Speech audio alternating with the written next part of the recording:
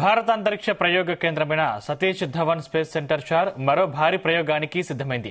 షార్లోని రెండో ప్రయోగ వేదిక నుంచి జిఎస్ఎల్వి F-16 ప్రయోగం చేపట్టేందుకు కౌంట్డౌన్ ప్రక్రియ మంగళవారం మధ్యాహ్నం 2:10 ప్రారంభమైంది.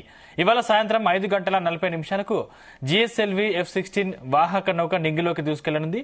GSLV NASA, ISRO synthetic aperture radar ఉపగ్రహాన్ని సూర్య అనువర్తిత కక్షలోకి మోసుకెళ్లనుంది.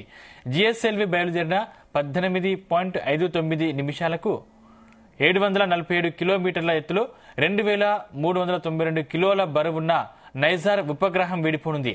ISRO chairman doctor Narayan countdown ప్రక్రియ జిఎస్ఎల్విని పరిశీలించి వచ్చారు. నాసాకు చెందిన శాస్త్రవేత్తలు షారుకు చేరుకున్నారు.